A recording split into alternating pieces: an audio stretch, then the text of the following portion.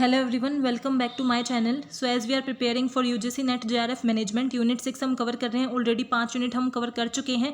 सो आज हम 6 यूनिट का जो टॉपिक डिस्कस करने वाले हैं that is marketing concept, orientation, trend and task, customer value and satisfaction. So अगर आपने चैनल को सब्सक्राइब नहीं किया है then please do subscribe my channel and don't forget to like and share. Let's start with today's concept. So marketing जो हमारी इस unit का सबसे इंपॉर्टेंट कॉन्सेप्ट के अंदर आता है मार्केटिंग. तो मार्केटिंग होती क्या है? Marketing is about identifying and meeting human and social need. कि मार्केटिंग ये सिर्फ एक मिसकंसेप्शन है कि मार्केटिंग प्रोडक्ट के बनने के बाद स्टार्ट होती है. नहीं, मार्केटिंग प्रोडक्ट के बनने से पहले ही स्टार्ट हो जाती है. मार्केटिंग का मतलब होता है पहले लोगों को समझना, अपने कस्टमर्स को, अपनी पब्लिक को समझना कि उनकी क्या नीड्स हैं, वो क्या चाहते हैं, उनकी ह्यूमन एंड सोशल नीड को समझना और उनको फुलफिल करना इज मार्केटिंग. यानी कि उनकी नीड के अकॉर्डिंग प्रोडक्ट बना के उन्हें प्रोवाइड करना, that is marketing. Marketing is an organisational function and the set of process for creating, communicating in delivery value to the customer for managing customer relationship. कि marketing हमारा क्या है? एक ऑर्गेनाइजेशनल फंक्शन है जो किस चीज़ के ऊपर फोकस करता है? क्रिएट करना, कम्युनिकेट करना and deliver value to the customers. Create का मतलब क्या है? अपना प्रोडक्ट बनाना. अब प्रोडक्ट कैसे बनेगा? पहले उसके रिगार्डिंग उनकी नीड को अंडरस्टैंड करके प्रोडक्ट को बना के उसे कम्युनिकेट करना, यानी कि उसका प्रमोशन करना, लोगों को अवेयर करना और फिर फाइनली उन्हें प्रोवाइड कराना, वो हमारी होती है मार्केटिंग. तो मार्केटिंग का मतलब क्या हुआ? मार्केटिंग एक प्रोसेस है जिसके अंदर हम आइडेंटिफाई करते हैं कि हमारे ह्यूमन और सोशल नीड क्या है, हमारे कस्टमर्स की ह्यूमन एंड सोशल नीड क्या है, उसके अकॉर्डिंग प्रोडक्ट को क्रिएट करना, उनके साथ कम्युनिकेट करना कि हमारा प्रोडक्ट बन गया है और उन्हें डिलीवरी करना ताकि उनके साथ हम अच्छे रिलेशंस को मेंटेन कर सके. That is marketing. बहुत इंपॉर्टेंट कॉन्सेप्ट है. मीनिंग आपको क्लियर होना चाहिए. मार्केटिंग क्या है? वो प्रोडक्ट के बनने से पहले ही स्टार्ट हो जाती है. आइडेंटिफाई करना कि कैसी उनकी नीड है, उसी के बेस पे प्रोडक्ट को क्रिएट करना, कम्युनिकेट करना एंड डिलीवर करना so that we can manage good relations with the customers. That is marketing.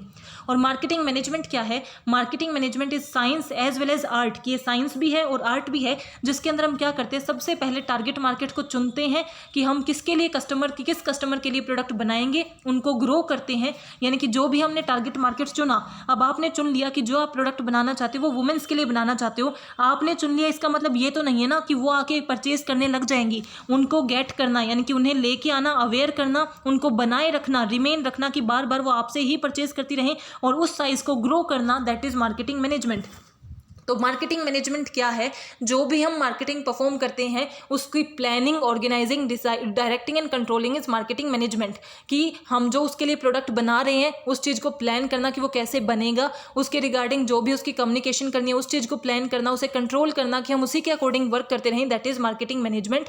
तो मार्केटिंग क्या है? मार्केटिंग एक सिंपल थिंग है जिसके अंदर हम ये देखते हैं कि कस्टमर्स की क्या नीड है, उसी के बेस पे उसे क्रिएट करके कम्युनिकेट करना ताकि उनके साथ अच्छे रिलेशंस बने रहें. और मार्केटिंग मैनेजमेंट का मतलब क्या है? यही चीज़ें जो परफॉर्म करें उन्हें अच्छे से परफॉर्म करना ताकि जो अल्टीमेट गोल है उसे अचीव कर सकें. कि एक साइंस है और आर्ट है जिसके अंदर हम अपने टारगेट मार्केट को चुनते हैं, उनकी नीड को अंडरस्टैंड करते हैं और उन्हें अवेयर करते हैं अपने प्रोडक्ट के रिगार्डिंग, उन्हें बनाए रखते हैं और ज़्यादा से ज़्यादा ग्रो करते हैं ताकि हम उन्हें डिलीवर कर सकें उनकी वैल्यूज़ को. अब किस किस चीज़ की मार्केटिंग की जाती है, या फिर आप किस किस चीज़ की मार्केटिंग, या ये देखो कि कैसी कैसी एडवर्टाइजमेंट आप देखते हो, किस किस चीज़ की एडवर्टाइजमेंट प्रमोशन किया जाता है. तो उसके अंदर 10 चीज़ें आती हैं. नाम आपको पता होना चाहिए. क्वेश्चन पूछे जाते हैं. गुड्स यानी कि टेंजिबल प्रोडक्ट्स की जाती है. टेंजिबल मतलब जिस चीज़ को आप टच कर सकते हो, देख सकते हो, फील कर सकते हो, गुड्स की मार्केटिंग होती है. जैसे जो वॉशिंग पाउडर्स होते हैं या फिर बिस्किट है, जो भी आपके फूड प्रोडक्ट्स हैं, पेट्रोल्स है, ये सब क्या है? इनकी अगर मार्केटिंग है, इनकी जो ऐड होती है, फर्नीचर की ऐड है, सीमेंट्स की ऐड है, ये सब क्या है? गुड्स है. तो टेंजिबल प्रोडक्ट की मार्केटिंग होती है. सर्विसेज की मार्केटिंग होती है. बैंक की आपने ऐड देखी होगी, तो बैंक किसकी कर रहा है? गुड्स की कोई मार्केटिंग नहीं कर रहा, बैंक अपनी सर्विसेज की मार्केटिंग कर रहा है. अगर आपने किसी ट्रैवल एजेंट की ऐड देखी हो कि ये कंपनी है जो ट्रैवलिंग में हेल्प करती है, तो वो आपकी क्या है? वो अपनी सर्विसेज की क्या कर रहे हैं? मार्केटिंग कर रहे हैं कि वो कितनी अच्छी सर्विसेज प्रोवाइड करते हैं. तो आप गुड्स की मार्केटिंग कर सकते हो, सर्विसेज की कर सकते हो, इवेंट की कर सकते हो. इवेंट फॉर एग्जाम्पल कि आपने वर्ल्ड कप की ऐड देखी होंगी, IPL की ऐड देखी होंगी, या फिर आप जो वर्ल्ड कप जो फुटबॉल के होते हैं, हॉकी के मैचेस होते हैं, इनकी आपने ऐड देखी होंगी, कबड्डी के मैचेस की ऐड आती हैं. सो ये क्यों होता है? ये अपने इवेंट की मार्केटिंग कर रहे हैं. ये किसी पर्सन की मार्केटिंग नहीं कर रहे. ये तो है नहीं कि वो बैट बॉल की मार्केटिंग कर रहे हैं. नहीं, वो अपने उस इवेंट की मार्केटिंग कर रहे हैं ताकि ज़्यादा से ज़्यादा लोग उसे देखने आए, ज़्यादा से ज़्यादा लोग उसे टीवी पे देखें, फ़ोन पे देखें. तो इवेंट की मार्केटिंग हो सकती है. एक्सपीरियंस की मार्केटिंग. एक्सपीरियंस की मार्केटिंग कहाँ होती है? जैसे आप अम्यूजमेंट पार्क की बात करो, तो अगर कहीं पर कोई पार्क है तो वो पार्क क्या करता है? अपने एक्सपीरियंस की मार्केटिंग करता है कि अगर आप यहाँ आते हो, यहाँ पे अगर आप इन चीज़ों को, जो भी गेम्स होते हैं उन्हें प्ले करते हो, तो आपके अंदर एक एक्साइटमेंट की फीलिंग आएगी, आपके अंदर एक एंथुसियास्टिक फीलिंग आएगी। तो वो क्या करें कि एक्सपीरियंस की मार्केटिंग कर रहे हैं कि अगर आप यहाँ आए तो आपको कैसा एक्सपीरियंस होगा, तो वो हमारी क्या होती है, एक्सपीरियंस की मार्केटिंग। पर्सन की मार्केटिंग, पर्सन की मार्केटिंग क्या होती है, जैसे ये जो बड़े बड़े सेलिब्रिटीज़ होते हैं, अमिताभ बच्चन है और या फिर विराट कोहली है, इनकी क्या होती है, विराट कोहली है, अमिताभ बच्चन है, कि इनके खुद के पीआरस होते हैं जो क्या करते हैं, इनकी मार्केटिंग करते हैं। जैसे इनको ब्रांड एंडोर्समेंट मिलती है, वो क्यों मिलती है, क्योंकि इनकी खुद की एक पर्सनल ब्रांड वैल्यू है, इनकी एक ब्रांड वैल्यू इन्होंने क्रिएट की है। तो वो क्रिएट कैसे की, जब इनकी पीआर ने इनकी पर्सनल मार्केटिंग की, यानी कि उस पर्सन को मार्केट करना, उसकी ब्रांड वैल्यू क्रिएट करना, उसको इतना बड़ा बना देना कि बाकी ब्रांड्स उसे लेने आए, उसे चाहे कि वो उनके लिए एंडोर्समेंट करे। तो वो हमारी होती है पर्सन्स की मार्केटिंग की जाती है। प्लेसेस की मार्केटिंग यानी कि जगह की मार्केटिंग, जैसे अगर हम इंडिया की मार्केटिंग करते हैं, क्यों करते हैं, ताकि ज़्यादा से ज़्यादा टूरिस्ट आएँ, टूरिस्ट आएंगे तो इंडिया के लिए इनकम जनरेट होगी, जीडीपी इंक्रीज होगी। तो इनक्रेडिबल इंडिया है, ये जो हमारी थीम है इनक्रेडिबल इंडिया, तो ये हम क्यों करते हैं, ताकि हम इंडिया की मार्केटिंग करके ज़्यादा से ज़्यादा टूरिस्ट को अट्रैक्ट कर सकें।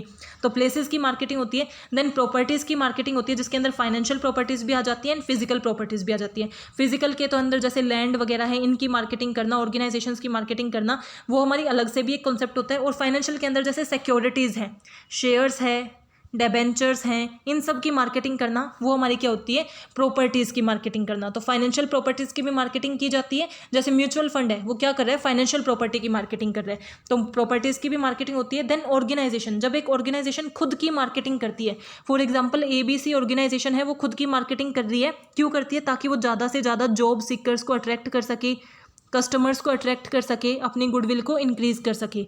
तो जब एक ऑर्गेनाइजेशन है वो भी अपने आप को क्या कर सकती है, मार्केटिंग कर सकती है। इन्फॉर्मेशन की मार्केटिंग, अगर आपने किसी की ऐड देखी हो, ऐड हो, आपकी बुक्स की ऐड हो, ई बुक्स की ऐड हो, जो हमारे आते रहते हैं यूट्यूब पे आती हैं ई बुक्स की ऐड, तो वो किस चीज़ की मार्केटिंग कर रहे हैं, उस इन्फॉर्मेशन की मार्केटिंग कर रहे हैं कि इसके अंदर आपको किस तरीके की इन्फॉर्मेशन मिलेगी।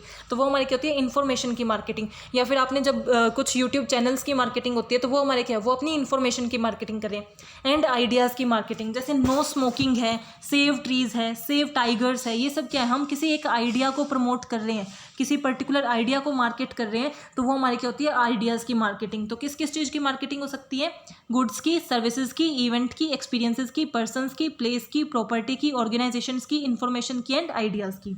नाउ अगर हम मार्केट की बात करें तो बेसिकली हमारे क्या मार्केट होते हैं, रिसोर्स मार्केट, जहाँ से हमें रिसोर्सेज मिलती हैं, जैसे रॉ मटेरियल है, मैन पावर है, रिसोर्स मार्केट। अब रिसोर्स से हम रिसोर्स हमें मिल गई तो वो किसको दी जाएंगी, हमारे मैन्युफैक्चरर्स तक प्रोवाइड की जाती हैं। अब अगर आपको कोई रिसोर्स दे रहा है तो आप उसे क्या दे दोगे, मनी दे दोगे। ये इनको रिसोर्स दे देते हैं, ये इन्हें मनी दे देते हैं। मैन्युफैक्चर क्या करते हैं, जब प्रोडक्ट को बनाते हैं, अब उन्होंने प्रोडक्ट बना लिए, बनाने के बाद उन्हें क्या करना होता है, कस्टमर्स को सर्व करना होता है।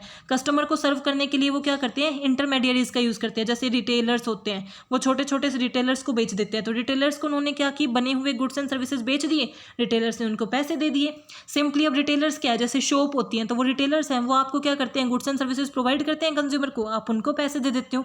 और फाइनली कंज्यूमर क्या करते हैं, कंज्यूमर ही हमारी क्या बनाते हैं, रिसोर्सेज होते हैं। तो कंज्यूमर रिसोर्सेज प्रोवाइड करते हैं और रिसोर्स मार्केट उन्हें मनी दे देता है, क्योंकि कंज्यूमर की तरफ से ही तो रिसोर्सेज जाती हैं। तो ये सारे मार्केट आपस में मनी एंड गुड्स को एक्सचेंज करते रहते हैं। बट हमारा जो गवर्नमेंट मार्केट होता है उसकी कंडीशन थोड़ी अलग होती है कि अगर हम कंज्यूमर से बात करें, आप इंडिविजुअल हो तो आप, गवर्नमेंट आपको क्या देती है, सर्विसेज प्रोवाइड करती है, और आप गवर्नमेंट को क्या देते हो, टैक्सेस देते हो। जो मैन्युफैक्चर है उसको क्या है, टैक्सेस देने होते हैं, गुड्स देने होते हैं, और गवर्नमेंट उन्हें सर्विसेज देती है। गवर्नमेंट सबको सर्विसेज देगी, गुड्स नहीं देती। गवर्नमेंट ने सबको क्या दिया, सर्विसेज दिए, और हम सब उन्हें क्या देते रहेंगे, टैक्सेस देते रहेंगे। तो ये हमारा क्या था, डिफरेंट मार्केट है, या फिर किस तरीके से वो फ्लो करते हैं। नाउ कोर मार्केटिंग कॉन्सेप्ट की, मार्केटिंग के मेन कॉन्सेप्ट कौन से हैं, तो सबसे पहले है नीड, वांट एंड डिमांड। इनके बारे में आपको क्लियर होना चाहिए। नीड, वांट एंड डिमांड क्या होती है। नीड का मतलब क्या है, जो हमारी बेसिक रिक्वायरमेंट्स है वो हमारी क्या हो जाती है, नीड।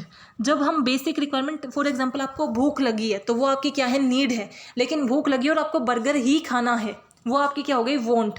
तो जो नीड एक स्पेसिफिक थिंग के लिए होगी वो आपकी क्या हो जाती है, वांट।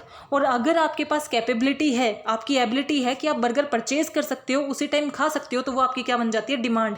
यानी कि जब आप पे कर सकते हो उसके लिए, आपकी कैपेबिलिटी टू पे है और आपकी वो वांट भी है, तो वो हमारी क्या बन जाती है, डिमांड।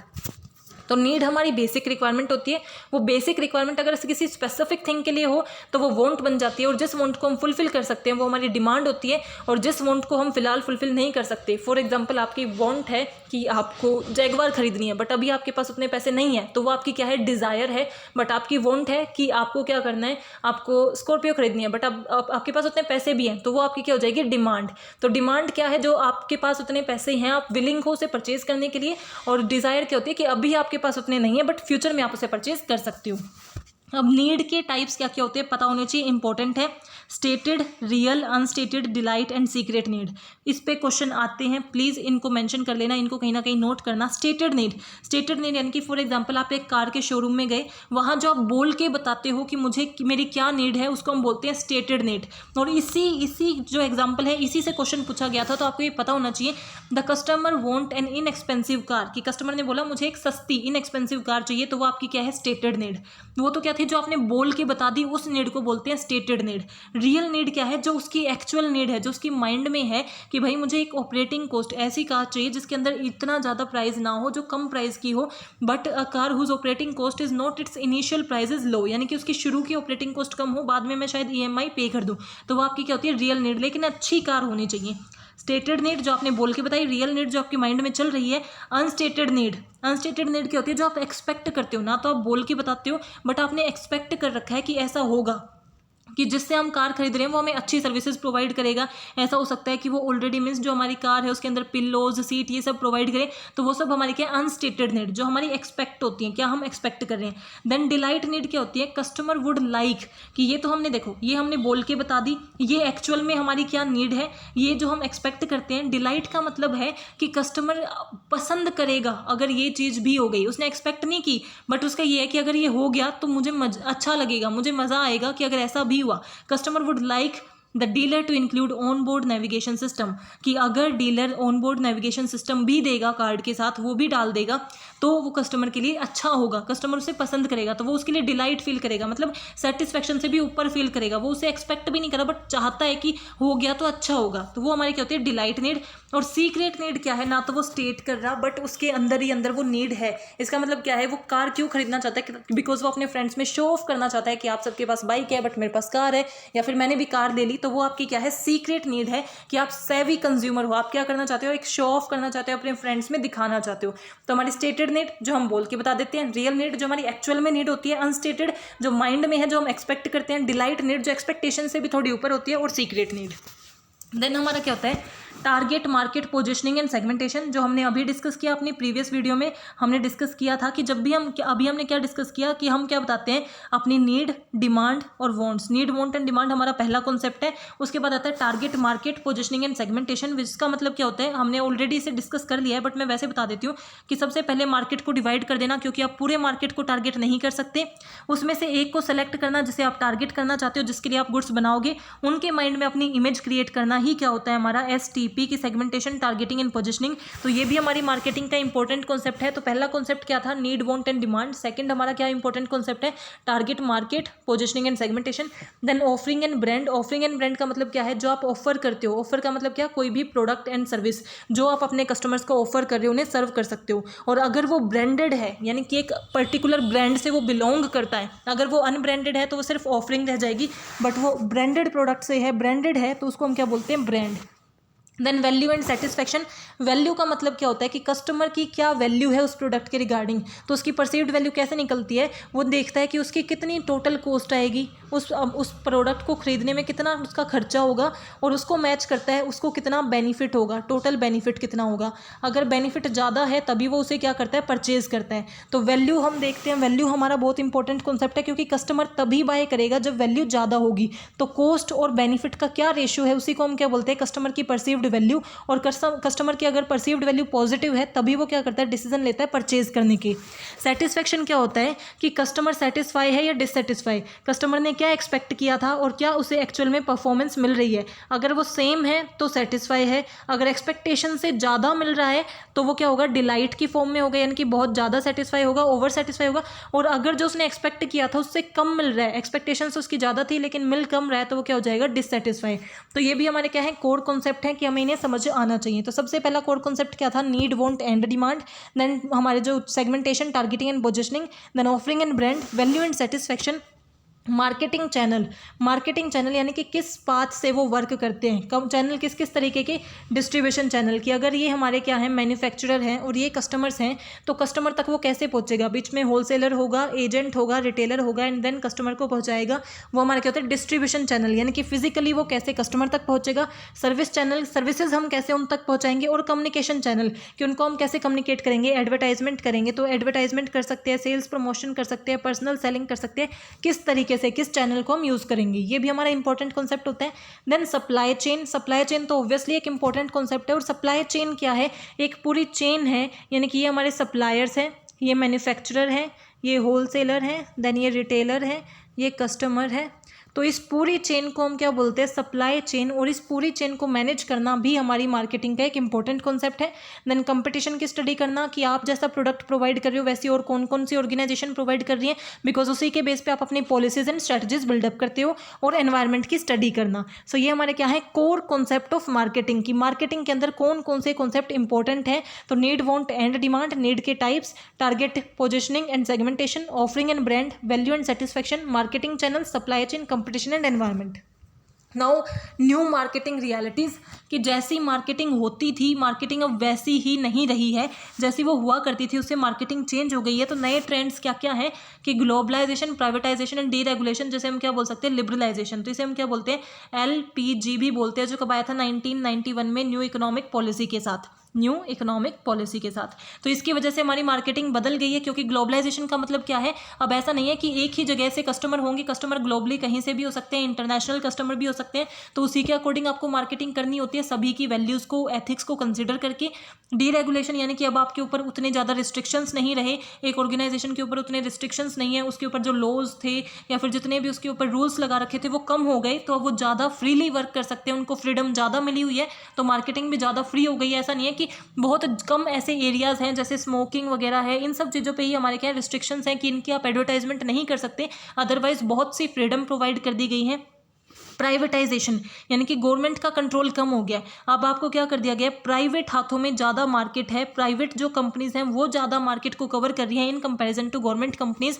सो प्राइवेटाइजेशन की वजह से भी मार्केटिंग की नई रियलिटी क्या है कि ग्लोबलाइजेशन मार्केटिंग हो रही है, डीरेगुलेशन हो चुका है मार्केटिंग में, प्राइवेटाइजेशन आ चुकी है और अब कंपटीशन काफ़ी बढ़ गया है। पहले क्या होता था, 2-3 कंपनीज ही होती थी, बट अब हर सेक्टर में आप किसी भी इंडस्ट्री को उठा लो, नंबर ऑफ कंपनीज हैं जो आपको एक प्रोडक्ट प्रोवाइड कर रही हैं। और नेटवर्क इन्फॉर्मेशन टेक्नोलॉजी यानी कि IT इतनी बढ़ गई है, टेक्नोलॉजी इतना ग्रो हो गया है कि सब कुछ अब क्या हो रहा है, टेक्निकली वर्क किया जाता है, सारा वर्क टेक्नोलॉजी के थ्रू होने लग गया है। मार्केटिंग जो है वो हमारी ऑनलाइन मार्केटिंग, डिजिटल मार्केटिंग ज़्यादा इंपॉर्टेंट हो गई है। इंक्रीजिंग बाइंग पावर की लोगों की बाइंग पावर बढ़ गई है, बिकॉज उनकी इनकम इंक्रीज हो रही है, वो ज़्यादा खरीद सकते हैं, बाइंग पावर इंक्रीज हो रही है और वेराइटी ऑफ गुड्स आने लग गए, यानी कि अब ऐसा नहीं है कि एक या दो ही प्रोडक्ट है, एक ही तरीके के नंबर ऑफ प्रोडक्ट अवेलेबल होते हैं, इसलिए आपको बहुत अच्छे से मेंटेन करना होगा मार्केटिंग को। Orientation towards the market place, अब क्या क्या ओरिएंटेशन होते हैं, बेसिकली हमारे 4 ओरिएंटेशन होते हैं, production concept, product concept, selling concept and holistic concept and marketing concept, 5 concept होते हैं। तो सबसे पहले प्रोडक्शन कॉन्सेप्ट। प्रोडक्शन कॉन्सेप्ट क्या कहता है, अगर आपको इनका नेम क्लियर हो गया ना तो कुछ भी डिफरेंट नहीं है, इसके लिए कुछ भी डिफिकल्ट नहीं है, बिल्कुल नेम से ही सजेस्ट हो जाएंगे आपको।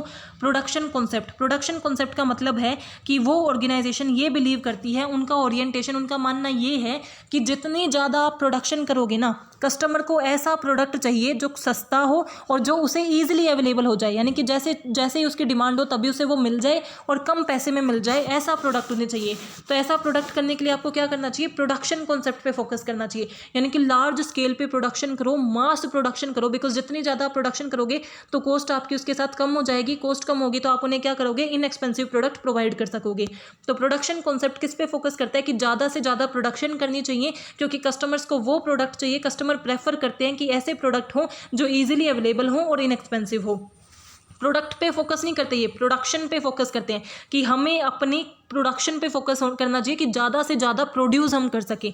लेकिन हमारा प्रोडक्ट कॉन्सेप्ट क्या है, इसके बिल्कुल कॉन्ट्रास्ट है। ये कहते हैं कि बेशक हमारा जो प्रोडक्शन है ना वो स्लो हो, बट प्रोडक्ट ऐसा हो जो यूनिक हो। बेशक आपको टाइम थोड़ा ज़्यादा लग रहा है, बट आप जो लेके आ रहे हो ना वो बहुत यूनिक है, कस्टमाइज है, बेस्ट है। तो वो हमारा क्या कहता है, प्रोडक्ट कॉन्सेप्ट, जो फोकस करता है कि कंज्यूमर को वो प्रोडक्ट चाहिए जो अलग है, यूनिक है, जिसकी क्वालिटी बहुत अच्छी है, इनोवेटिव है। ऐसा नहीं है कि जो इजीली अवेलेबल है वो उसी को खरीदेगा, नहीं, जो बेस्ट होगा ना उसे खरीदेगा, चाहे उसके लिए उसे थोड़े से और एफर्ट्स लगाने पड़े। तो वो हमारा क्या होता है, प्रोडक्ट कॉन्सेप्ट। जैसे आईफोन्स है तो वो क्या फॉलो करते हैं कि लोग प्रोडक्ट पे ज़्यादा फोकस कर रहे हैं, प्रोडक्ट कॉन्सेप्ट को ज़्यादा वो दे रहे हैं। तो सबसे पहले है प्रोडक्शन कॉन्सेप्ट, कि आपको प्रोडक्शन पे ध्यान देना चाहिए क्योंकि कस्टमर्स प्रेफर करते हैं जो ईजिली अवेलेबल हो। बट प्रोडक्ट कॉन्सेप्ट क्या कहता है कि आपको प्रोडक्ट पे ज़्यादा फोकस करना चाहिए क्योंकि कस्टमर प्रेफर करता है ऐसा प्रोडक्ट जो इनोवेटिव हो, यूनिक हो, जिसकी अच्छी क्वालिटी हो। सेलिंग कॉन्सेप्ट, सेलिंग कॉन्सेप्ट क्या कहता है कि अगर हमने एक प्रोडक्ट बनाया और फिर उसको बेचने के लिए कुछ नहीं किया, कोई एडवर्टाइजमेंट नहीं की, कोई फोर्स नहीं किया, तो वो बिल्कुल नहीं बिकेगा। तो कोई उसकी सेल नहीं होगी, 2-4 आदमी सेल करके ले जाएंगे, उसके बाद उसकी कोई सेल नहीं होगी, कोई डिमांड नहीं होगी। इसके लिए हमें सेलिंग करनी पड़ती है। प्रोडक्ट बनाओ और उसके बाद उसकी अग्रेसिव सेलिंग करो, यानी कि एक सेल्स फोर्स बनाओ जो ज़्यादा से ज़्यादा लोगों को परसुएड कर सके, मनाए कि वो उनके प्रोडक्ट को खरीदे, जगह जगह जाएँ, अपने प्रोडक्ट के बारे में बताओ और फोर्स करो, अग्रेसिव सेलिंग करो, प्रमोशन करो, ताकि आप अपने प्रोडक्ट को सेल कर सको। तो वो आपका क्या है, सेलिंग कॉन्सेप्ट। तो पहला production concept, product concept, then selling concept. उसके बाद आता है मार्केटिंग कॉन्सेप्ट, जो कंप्लीटली डिफरेंट है हमारे सेलिंग कॉन्सेप्ट से।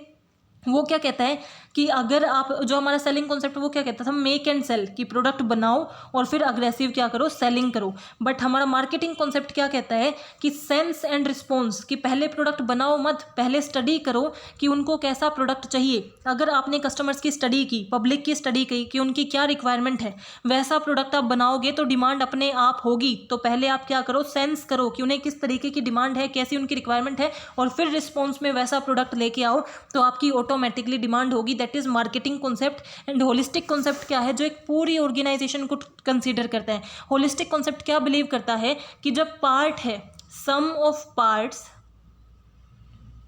फॉर एग्जाम्पल अगर एक ऑर्गेनाइजेशन के 4 पार्ट हैं, 1 2 3 4, तो इनका सम जो है वो कम है in comparison to total organization के। एक पूरी ऑर्गेनाइजेशन, ओवरऑल ऑर्गेनाइजेशन ज़्यादा इंपॉर्टेंट है। तो वो हमारा होता है होलिस्टिक मार्केटिंग कॉन्सेप्ट। होलिस्टिक का मतलब हर चीज़ मैटर करती है, हर चीज़ की मार्केटिंग करो, हर चीज़ पे फोकस करो। तो इसके अंदर हमारी बेसिकली 4 मार्केटिंग आती है, और ये क्वेश्चन भी बहुत बार पूछा गया है कि होलिस्टिक के अंदर कौन सी 4 मार्केटिंग आती है। Internal marketing, integrated marketing, relationship marketing and performance marketing. Internal marketing का क्या मतलब है कि आपकी ऑर्गेनाइजेशन के अंदर जो इंटरनल डिपार्टमेंट्स हैं, फाइनेंस डिपार्टमेंट है, मार्केटिंग डिपार्टमेंट है, सेल्स डिपार्टमेंट है, प्रोडक्शन डिपार्टमेंट है, इनके बीच में अच्छे रिलेशंस होने चाहिए, वो हमारी होती है इंटरनल मार्केटिंग। इंटीग्रेटेड मार्केटिंग का क्या मतलब है कि जो भी आपके मार्केटिंग मिक्स है, मार्केटिंग मिक्स में क्या आता है, product, price, place and promotion, ये आपस में इंटरकनेक्टेड होने चाहिए, तभी आप अच्छे से वर्क कर सकते हो, वो हमारी होती है इंटीग्रेटेड मार्केटिंग।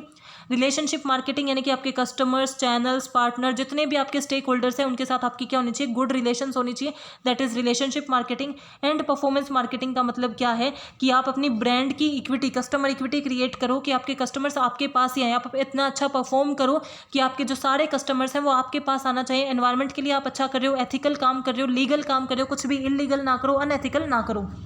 तो ये हमारी क्या है, होलिस्टिक मार्केटिंग। अब जो मार्केटिंग मैनेजमेंट है उसके अंदर क्या क्या टास्क परफॉर्म करने होते हैं, तो सबसे पहले आपको मार्केटिंग से रिलेटेड स्ट्रैटेजीज बनाना, प्लान्स बनाना, जैसे आप फ्यूचर में फॉलो करोगे कि कैसे आपको प्रमोशन करना है, कैसे स्टडी करनी है, कैसे रिसर्च करनी है। उसके बाद मार्केटिंग इंसाइट को करना, यानी कि रिसर्च परफॉर्म करना। अगर आप कोई भी प्रॉब्लम फेस कर रहे हो तो उस प्रॉब्लम के ऑब्जेक्टिव को आइडेंटिफाई करो, उस पर रिसर्च करो, उसका सोल्यूशन लेके आओ, ये भी आपकी मार्केटिंग मैनेजमेंट का टास्क है। कनेक्टिंग विद कस्टमर्स, अपने कस्टमर्स के साथ कनेक्ट होना, उनके साथ कम्युनिकेट करना, अच्छे रिलेशंस उनके साथ बिल्डअप करना, ताकि वो आपकी ऑर्गेनाइजेशन के साथ सेंस ऑफ बिलोंगिंगनेस को क्रिएट कर सके। स्ट्रॉन्ग ब्रांड क्रिएट करना, यानी कि एडवर्टाइजमेंट के थ्रू अपने ब्रांड को इतना स्ट्रॉन्ग बना देना कि अगर आपकी मीन्स किसी को भी वो प्रोडक्ट खरीदना हो तो आपका ब्रांड उनके माइंड में सबसे पहले आए। तो एक स्ट्रॉन्ग ब्रांड बनाना, अपनी मार्केट ऑफरिंग को शेप करना कि किसके लिए आप टारगेट कर रहे हो, ये डिसाइड करना, और उनके माइंड में अपनी एक अच्छी इमेज क्रिएट करना, प्रोडक्ट को प्रोड्यूस करना, ये सब मार्केटिंग मैनेजमेंट के अंदर आता है। डिलीवरी वैल्यू, यानी कि अपने कस्टमर्स को वैल्यू वैल्यू प्रोवाइड कराना। वैल्यू क्या है कि जो वो कॉस्ट बेनिफिट एनालिसिस करता है तो उसके उस बेनिफिट को एक्चुअल में उसे डिलीवर करना, वो भी हमारी मार्केटिंग मैनेजमेंट के अंदर आता है। और कम्युनिकेट करना वैल्यू को, अगर आप डिलीवर कर रहे हो बट आपके कस्टमर समझ ही नहीं पा रहे कि उन्हें वैल्यूएबल प्रोडक्ट मिल रहा है तो उसका कोई बेनिफिट नहीं है, तो वो कैसे सेटिस्फाई होंगे। आपके लिए इंपॉर्टेंट है कि आप उन्हें कम्युनिकेट भी करो। Now customer value and satisfaction. Customer value and satisfaction one of the important and simplest concept. Customer value क्या होता है? कस्टमर वैल्यू को हम कस्टमर परसीव्ड वैल्यू भी बोलते हैं, जो एक तरीके का कॉस्ट बेनिफिट एनालिसिस है जो कस्टमर खुद करता है। आप इसे अपने ऊपर लेके देखो, आप कोई भी चीज़ खरीदने जाते हो तो आप क्या देखते हो कि मेरी कॉस्ट कितनी लग रही है और इससे मेरा बेनिफिट कितना होगा। वही आपकी क्या है? कस्टमर वैल्यू है कि आप इस पर कितना पैसा आप इस पर लगाओगे, कितना कॉस्ट आप लगाओगे और इससे आपको कितना बेनिफिट मिलेगा। अगर आपको बेनिफिट ज़्यादा लगता है तभी तो आप उसे परचेज करते हो, तो उसी को हम बोलते हैं कस्टमर परसीव्ड वैल्यू। और अगर आपको लगता है ना कि आप जितना पैसा लगा रहे हो, एक्सपेक्टेशंस जितनी आप कर रहे हो और बेनिफिट बहुत ज़्यादा मिलते हैं, तो आपकी वैल्यू जो होती है वो बहुत पॉजिटिव हो जाती है। Customer perceived value is the difference between the prospective customer evaluation, कि कस्टमर अपने माइंड में क्या इवैल्यूएट करता है कि उसको कितने बेनिफिट मिलेंगे और कितनी कॉस्ट वो लगाएगा उस प्रोडक्ट के ऊपर, उसे हम बोलते हैं कस्टमर परसीव्ड वैल्यू, कि वो क्या परसीव कर रहा है कि उसे कितनी वैल्यू एक प्रोडक्ट से मिलेगी। Customer estimate which offer will deliver the most perceived value is customer perceived value analysis. कि कस्टमर परसीव्ड वैल्यू क्या है कि जब एक कस्टमर अपनी टोटल कॉस्ट को, कि उसकी कॉस्ट कितनी आएगी, डिवाइड कर लेता है टोटल बेनिफिट से, वो उसकी क्या है? कस्टमर परसीव्ड वैल्यू, ताकि उसे पता चल जाए कि इस प्रोडक्ट से उसे कितनी वैल्यू मिलने वाली है। तो इसके अंदर हम क्या देखते हैं? Total cost and total benefit. तो टोटल कॉस्ट हमारे क्या होते हैं? जितनी भी उसे लग रहा है कि जितना भी खर्चा, जिस भी तरीके का एक्सपेंडिचर इनकर होगा उस प्रोडक्ट को लेने में और यूज़ करने में, that is total consumer cost. और टोटल बेनिफिट यानी कि उसको लेने के बाद कितना benefit, monetary benefit, social benefit, psychological benefit कितना आपको मिलेगा, वो आपका होगा टोटल कस्टमर बेनिफिट। और जब हम टोटल कस्टमर बेनिफिट को टोटल कस्टमर कॉस्ट के साथ कंपेयर करते हैं, दैट इज कस्टमर वैल्यू। तो हमारे बेनिफिट कितने कितने तरीके के हो सकते हैं, एक कस्टमर के क्या क्या बेनिफिट हो सकते हैं और क्या क्या कॉस्ट हो सकती है। कॉस्ट वो पैसा लगाएगा, फॉर एग्जांपल कि आपने कार खरीदी तो उसमें आप क्या लगाओगे? मनी आपका लगेगा, टाइम लगेगा क्योंकि आपको जाना पड़ेगा, तो टाइम भी बहुत इंपॉर्टेंट होता है, उसे भी आप एज ए कॉस्ट कंसीडर करते हो। एनर्जी लगेगी, वहाँ जाना, खरीदना, देखना, साइन करना, ये सब आप एनर्जी लगेगी। एंड साइकोलॉजिकल कॉस्ट यानी कि आपके साइकोलॉजी, यानी कि माइंड के अंदर अगर स्ट्रेस है, पैसा जा रहा है, इन सब चीज़ों का आपकी ये सारी क्या होती है? कॉस्ट लगती है। अब इस कॉस्ट का वो क्या कर देगा? इन सारी तरीके की कॉस्ट का वो टोटल कर लेगा, तो उसकी क्या आ जाएगी? टोटल कस्टमर कॉस्ट आ गई। अब वो क्या करेगा? ये देखेगा कि इससे बेनिफिट कितना होगा। कार का बेनिफिट सिंपल, जो प्रोडक्ट मिल रहा है उसका बेनिफिट, देन उसके साथ कुछ सर्विसेज मिलेंगी उसका बेनिफिट देखेगा, पर्सनल का बेनिफिट देखेगा, जो भी उसका खुद का बेनिफिट है या फिर जो भी HR का बेनिफिट है वो देखेगा, एंड उसकी कितनी अच्छी इमेज बनेगी, क्या स्टेटस बनेगा, सारा बेनिफिट देखने के बाद वो क्या निकाल लेता है? Total customer benefit. इसको जब वो कंपेयर करता है तो उसे हम बोलते हैं customer perceived value. Now customer satisfaction. Customer satisfaction का मतलब क्या है? जो कस्टमर का सेटिस्फैक्शन है वो डायरेक्टली रिलेट करता है कस्टमर की वैल्यू के साथ। आप उसे वैल्यू बोल दो या फिर उसके एक्सपेक्टेशंस के साथ बोल दो कि कस्टमर उसे परचेज करने के बाद सेटिस्फाई है या नहीं, हैप्पी है या नहीं। सेटिस्फैक्शन क्या है? हमारी एक इंटरनल फीलिंग होती है। तो जो आपने एक्सपेक्ट किया था, यानी कि जो आपने सोचा था, उससे हमारा रिलेट करता है सेटिस्फैक्शन। जो आपने एक्सपेक्ट किया था, अगर परफॉर्मेंस वैसी ही है जैसा आपने सोचा था, परफॉर्मेंस बिल्कुल वैसी ही निकली, तो आप सेटिस्फाई होगी। बट आपने क्या किया? सोचा था जैसी परफॉर्मेंस होगी, परफॉर्मेंस वैसी नहीं निकली। आपने सोचा ज़्यादा था बट परफॉर्मेंस उसने कम की, उतनी अच्छी परफॉर्मेंस वो नहीं किया है, तो आप क्या होगी? डिससेटिस्फाई होगी। बट आपने सोचा कम था, परफॉर्मेंस बहुत अच्छी हो गई, तो इसका मतलब क्या है? डिलाइट। फॉर एग्जाम्पल, आपने मार्क्स जितने सोचे थे, आपने सोचे थे कि आपके 200 मार्क्स आएंगे, 200 ही आए, तो आप क्या हो जाओगे? सेटिस्फाई। आपने सोचा था कि आपके 200 आएंगे लेकिन आपके आ गए 150, तो आप क्या हो जाओगे? डिससेटिस्फाई। आपने सोचा था 200 आएंगे, आ गए 230, तो आप क्या हो जाओगे? डिलाइट, यानी कि सेटिस्फैक्शन से भी एक कदम ऊपर। देन हमें कैसे पता चलता है कि हमारी एक्सपेक्टेशंस क्या है? कस्टमर एक्सपेक्टेशंस बनाता कैसे है? आप अपनी एक्सपेक्टेशंस के आपके 200 मार्क्स आएंगे, ये एक्सपेक्टेशन आपने कैसे बनाई? तो आप कैसे बना सकते हो? आपके पास्ट बाइंग बिहेवियर से। अगर एक कंज्यूमर को बनानी है तो उसका पुराना बाइंग बिहेवियर कैसे रहा है, उसने पहले जब उसे परचेज किया था तो तब कितनी सेटिस्फैक्शन हुई थी, उसके बेस पे उसका बिहेवियर बन सकता है, एक्सपेक्टेशंस बन सकती है। फ्रेंड्स एंड एसोसिएट एडवाइस, यानी कि उसके जो फ्रेंड्स हैं, जो उससे रिलेटेड पर्सन्स हैं, उन्होंने एडवाइस दे रखी है, उसके फ्रेंड्स ने काफ़ी अच्छा बता रखा है उस प्रोडक्ट के बारे में, तो वो बाय करेगा तो अच्छे एक्सपेक्टेशंस के साथ ही बाय करेगा। मार्केटर्स एंड कंपिटिटर और इन्फॉर्मेशन, कि उसने मार्केट से जो इन्फॉर्मेशन कलेक्ट की थी वहाँ से उसकी एक्सपेक्टेशंस बन सकती हैं, या फिर उसने ऐड देखी थी और ऐड में उस ब्रांड ने जो प्रॉमिस कर रखा है वहाँ से उसकी एक्सपेक्टेशंस बन सकती हैं।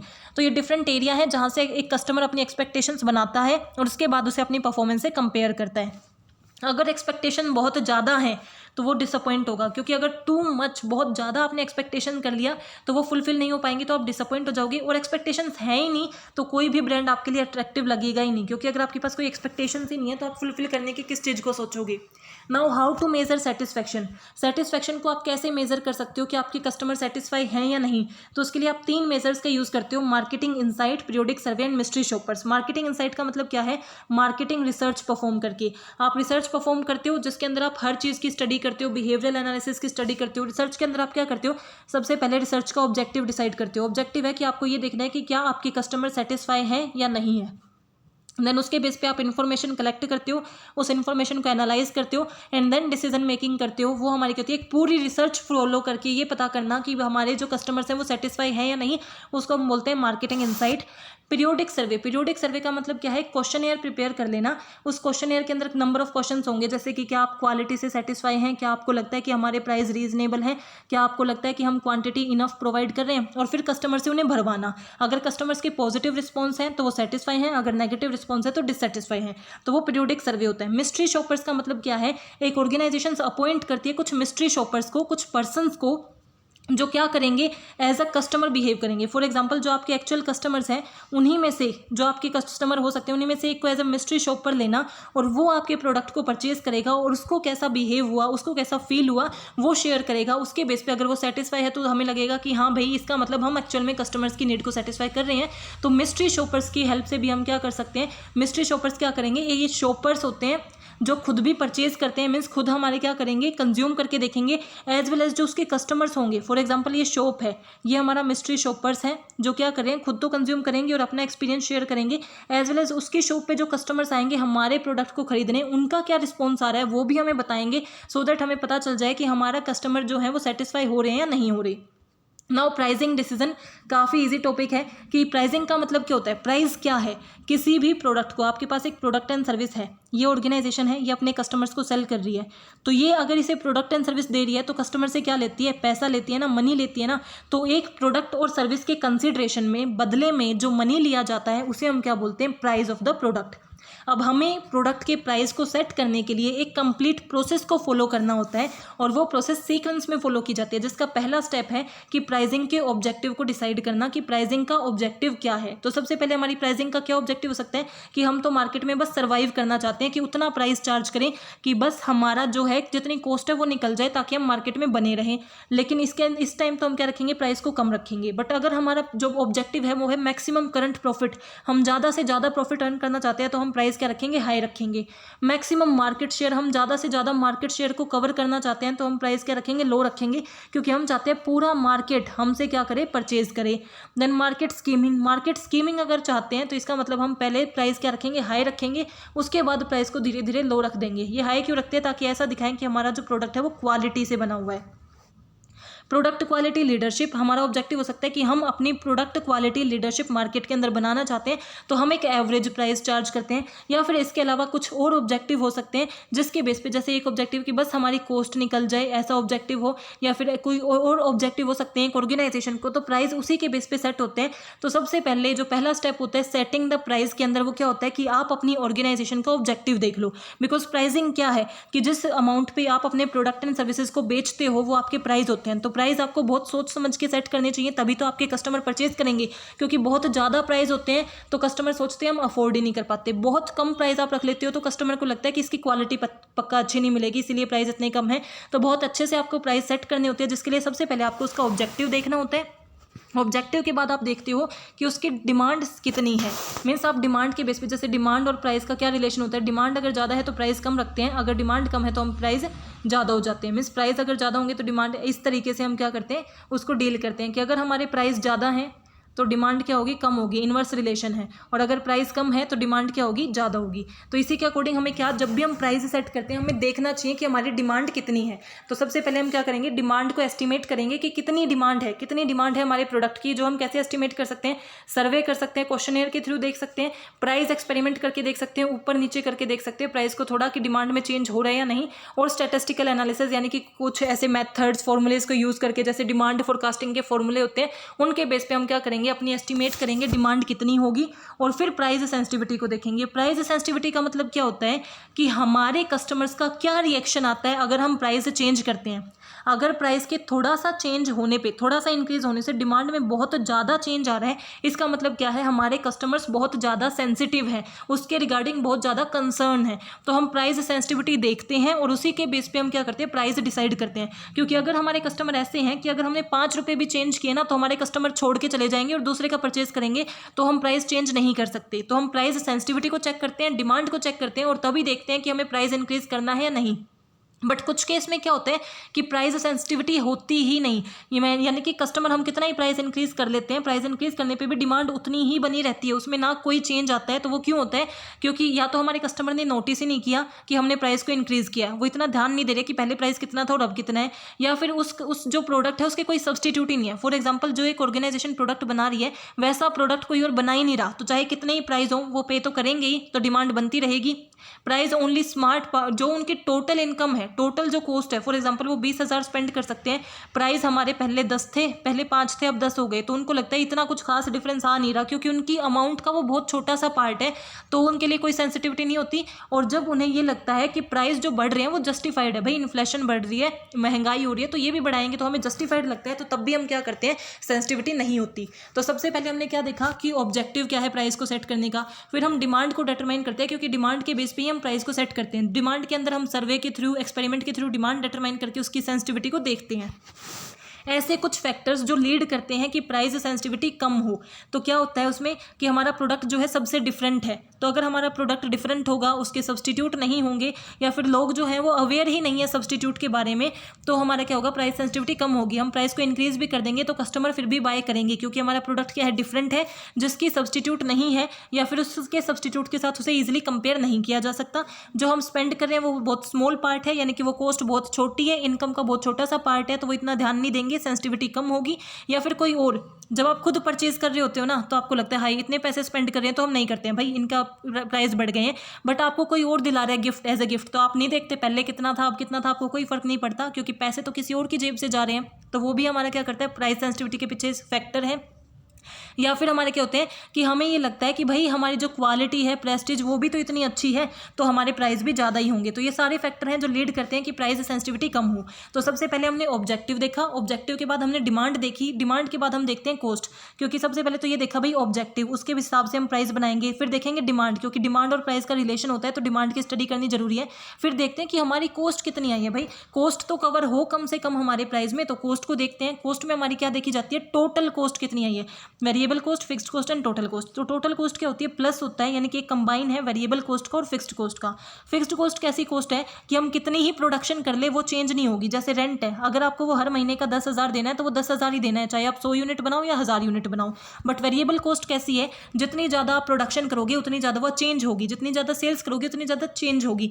तो दोनों कॉस्ट को हम कंसिडर करते हैं कि हमारी टोटल कॉस्ट कितनी आ रही है, और फिर हम अपने प्राइस को सेट करते हैं। फिर हमारा फोर्थ स्टेप क्या है, सबसे पहला स्टेप था ऑब्जेक्टिव, देन डिमांड, उसके बाद कॉस्ट। फिर होता है कि आप कंपटीटर्स के कॉस्ट, प्राइस एंड ऑफर्स को देखो, क्योंकि आप कैसा लेके आते हो। अगर आप प्राइस लेके आ रहे हो तो वो कंपटीटर्स के प्राइस से अगर ज़्यादा होगा तो कस्टमर आपके पास क्यों आएंगे, ऑलरेडी आपके कंपटीटर से ही खरीद लेंगे, और अगर उसने कम होगा तो आप अट्रैक्ट कर पाओगे। तो इसीलिए आप स्टडी करते हो कि आपके जो कंपटीटर्स हैं उनका क्या प्राइस है, उनकी क्या कॉस्ट है और उनका क्या ऑफर है। और अब आपने देखा कि ये है आपकी फर्म और बी है आपका कंपटीटर। आपका प्रोडक्ट बन रहा है भी 15 रुपये में, आप बेचना चाह रहे हो, ये बेच रहे हो उसे 12 रुपये में, तो आप ये क्या है, सिर्फ ये देख के ये नहीं कर दोगे कि हम भी फिर 12 का ही कर देते हैं, बेशक हमें थोड़ा लॉस हो। नहीं, अगर आप ऑफर में कुछ बेटर दे रहे हो, अगर आपकी क्वालिटी ज़्यादा अच्छी है, अगर आपकी यूनिट ज़्यादा है, तो फिर आप 15 चार्ज करोगे। मीन्स आप हर चीज़ को कंपेयर करते हो कि उनका ऑफर कैसा है, उनकी कॉस्ट कितनी है और फिर उनका प्राइस कितना है, उसके बेस पे आप सेलेक्ट करते हो। देन फाइनली हम प्राइसिंग मेथड को सिलेक्ट करते हैं। कैसे कैसे मेथड हो सकते हैं? मार्कअप प्राइसिंग, मार्कअप का मतलब जितनी भी हमारी टोटल कॉस्ट आई है उसमें हम अपने प्रॉफिट के मार्जिन को ऐड कर देते हैं। फॉर एग्जांपल एक प्रोडक्ट को बनाने में हमारे 10 रुपये लगे, 2 हमारा प्रॉफिट है, तो अब हम उसे 12 रुपये में बेचेंगे। तो ये हमारा क्या है? Markup pricing. Cost based pricing का सिंपल मतलब है इसमें हम कोई प्रॉफिट मार्जिन ऐड नहीं करते, जितनी कॉस्ट आई है उतना ही क्या कर देते हैं। जैसे वेरिएबल कॉस्ट थी 8 रुपये, फिक्स्ड कॉस्ट थी 2 रुपये, उसको ऐड कर दिया, 10 रुपये में हम उस प्रोडक्ट को बेच देंगे। पेनिट्रेशन प्राइसिंग, पेनिट्रेशन प्राइसिंग का मतलब क्या है? शुरू में प्राइस क्या रखोगे? लो, और बाद में धीरे धीरे क्या कर दोगे? हाई। इसको हम बोलते हैं पेनिट्रेशन प्राइसिंग। और स्कीमिंग प्राइसिंग का मतलब क्या होता है? लो हम क्यों रखते हैं? ताकि पहले सारे एक बार आ जाए, मार्केट शेयर को कवर कर लें। जैसे जियो ने किया था ना कि बिल्कुल जीरो प्राइस रखा था और बाद में उसने हाई कर दिया, तो वो हमारी क्या होती है? पेनिट्रेशन। स्कीमिंग प्राइसिंग क्या होती है? शुरू में हम रखते हैं हाई, जैसे आईफोन करता है, और बाद में उसके क्या हो जाते हैं? लो। तो ये हमारी क्या होती है? Skimming pricing. Then competitor based pricing, competitor based pricing यानी कि आपके कंपटीटर का जितना प्राइस है उतना ही आप रख लेते हो। प्रीमियम प्राइसिंग यानी कि आप प्रीमियम प्राइसिंग में थोड़ा हाई प्राइस रखते हो, ये दिखाने के लिए कि आपके प्रोडक्ट की क्वालिटी भी बहुत अच्छी है, तो आपको थोड़ा हाई पे करना चाहिए। अफोर्डेबल प्राइसिंग, ऐसी प्राइसिंग जो कस्टमर अफोर्ड कर सकें, इस तरीके से प्राइसिंग करना हमारी क्या होती है?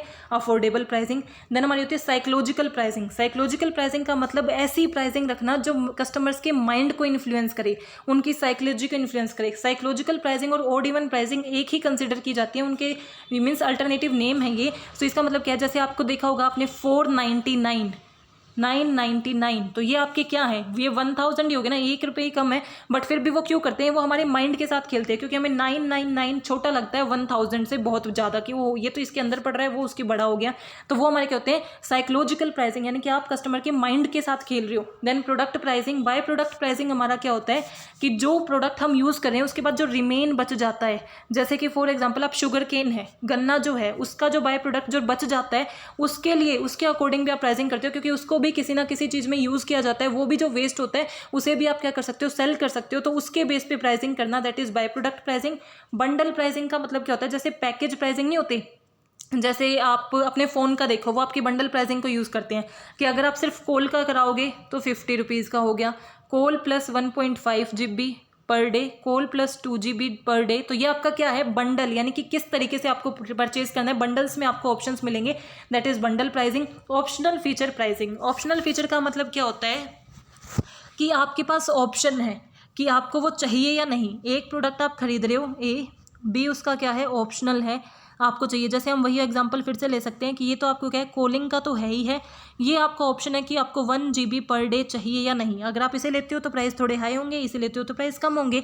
तो वो आपके ऑप्शनल फीचर प्राइसिंग होता है कि जो ऑप्शनल फीचर है अगर आप उसे लेना चाहते हो तो प्राइस हाई होते हैं। 2 पार्ट प्राइसिंग, जिसको आप 2 पार्ट में कर देते हैं, 2 पार्ट में बटी हुई प्राइसिंग, यानी कि पहले पार्ट के लिए एक प्राइसिंग, दूसरे पार्ट के लिए एक प्राइसिंग।